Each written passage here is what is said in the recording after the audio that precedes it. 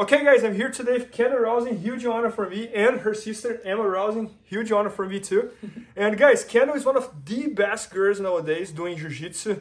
Gi and no gi, she's pretty much winning everything, and she's doing the ADCC this year. I think everybody knows who she is because her Jiu-Jitsu career, and also because the amazing job that she's doing on Flow, being one of the commentators. And today she's gonna show us here how she does the Kendall-Cana. Kendall-Cana. There you awesome. go. Yeah, and it's one of the moves that she developed and went very viral in the internet. And I hope you guys enjoy it. Let's do it. Perfect. All right. So, am I going to show it on you or Emma? Who am I tapping out? You can show on Emma first, and then I know how to I got you. Okay, so Emma, can you come this way? All right. So the way that we are doing the Kendall-Cana is we're looking at the most common defense to the arm triangle, okay? So in the arm triangle, we have the head and the arm here together. Whether we started this from the other side and we moved to the mount, or maybe we set it up from the mount, either way, we want to make sure before we go into the arm triangle in general that we have the three things secured, okay? So one is the bicep shutting off the carotid artery on this side. Two is going to be the shoulder shutting off the carotid artery on this side. And then three, I want to make sure my shoulder's underneath the chin. So I really have this triangle here that I am securing everything, okay? So from this position, I might push the head, spider walk my hand to tighten that up, grab the lat, drop my shoulder down, sink that in so I'm not over her face, and now I'm here ready to attack my choke. So this is our traditional arm triangle position, whether I have the gable grip or I have the lats here. Okay, and then once I'm here though, pretty common is that my partner is going to start to answer the phone. This is like the most annoying defense to this position, because what happens oftentimes is we get a little delusional about the idea that we're just gonna like hop over, and if I keep squeezing super hard, she's gonna tap.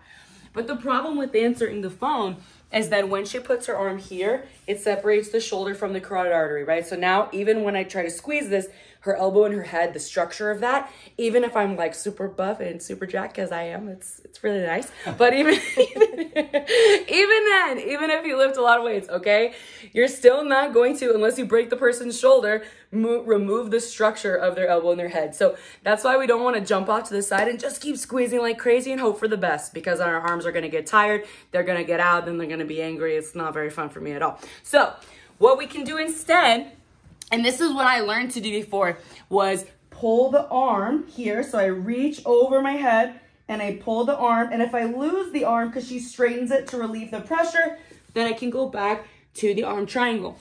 So that's what I learned before. I had a friend show me that a couple of years ago. It's a great way to re-secure the arm triangle. However, what I did at the Nogi Worlds, which is what ended up going kind of viral, is I think I just saw red a little bit. Like once I got that arm, I was like, whoa, I'm gonna rip it off. And I didn't really know what was gonna happen, but I just kept cranking the arm, and then I felt some crunches on the back of my head when she tapped. So it was good for me. And it was in the semifinals. So then IBJJF and Flow posted this video, and people were asking like, oh, well, what is this submission? I've never seen this before. And it was kind of cheeky. I was like, oh, it's the Kendall-Cana, haha. Not thinking anything of it. It was kind of a fluke. But then people started showing me videos and messaging me like, oh, I'm getting this in training. It's working. It's solving my problem. And I was like, okay, we've got something here.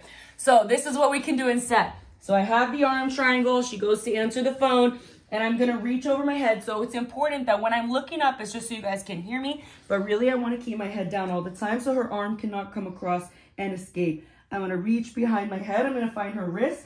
I want to go to the weakest point of the lever. So that's her hand or her wrist rather than up on her forearm. This is going to be easier for me to detach.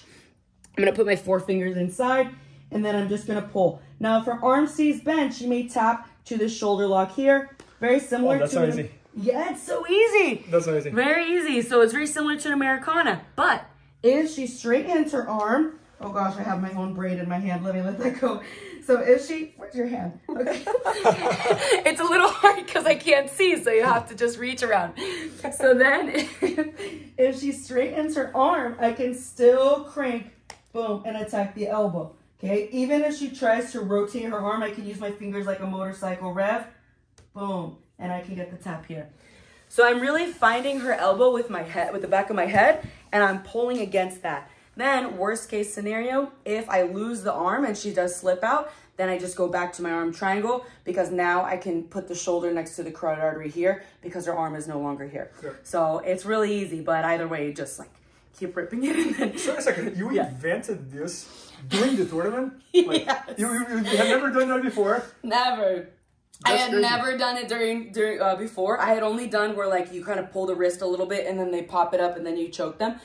But I think I know I was really excited. So I just kept like pulling the arm and it was really fun. And then I had like some of my friends after the tournament try it and I was like, man, if this was not going to work, my friends would make fun of me. But since they're saying it's working, now I know it's for real. Got it. All right. So, and I love it because this is one of the best defense that people can use there. Yes, it Can is. For sure. Let's do it. I like this too because even if I'm with someone who's a lot bigger and stronger and I might not be able to crank it all the way over, it's enough for them to punch their arm straight and then you go back to the choke. And I never had to dismount. So I just get to stay in the mount the entire time. It's not a risky position at all for me. Yeah, you have nothing to lose just by it. Exactly. So I'm here and I'm making sure everything's tight on the other side with my bicep, dropping my shoulder down below to make sure that's good. And then I'm keeping my head low the entire time. So I'm trying to push your shoulder in, but you're protecting yourself. I'm gonna reach behind my head and I'm just gonna look for your wrist or the meat of your hand. And then from here, I push with my head to keep your shoulder in place. And I'm gonna pull this out to the side. Nice. Yeah, that works. And if I stretch. And then if you start to straighten, I pull. Yeah, this. that works. Oh, that's incredible. Yeah. Well, and it's insane that you developed that while you were during the match. Yeah. Yeah, it is funny because she did straighten her arm like she was trying to escape. But I just never thought about it in training before. Like, I think sometimes in jiu-jitsu we are taught something that's like, step 1, 2, 3, and that's it. And we don't really think outside of the box to be creative. And then when we're under pressure, it you was have just no other choice. Yeah, I don't know if I just really wanted to win the match so bad or what, but I was just like, and then I started feeling, in my mind, I'm like, I wonder if this is going to work. And then I started hearing the crunching. I was like, oh, it's working.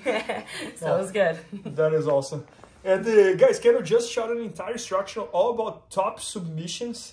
And it's going to be at bjjfanatics.com very soon. So maybe by the time you're watching, it's already there. So thanks so much. This was awesome. Of course. Yeah. And I'm really excited about this instructional because we did film it in the gi. So it's my very first instructional in the gi with Fanatics. I have my other no gi one about takedowns. But this instructional, there is some gi specific stuff with the lapels. But as you can see, a lot of it applies to no gi as well. So everyone can get a lot out of it. No, and I love the fact that you do gi, no gi, judo, wrestling. We mix it all together. No, that's incredible.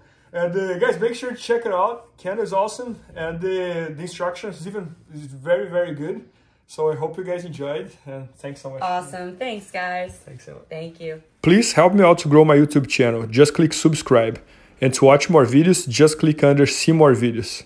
I hope you enjoyed. BJJFanatics.com. Use the promo code YouTube Faria to get 10% off any instructional video. Improve your jiu-jitsu faster.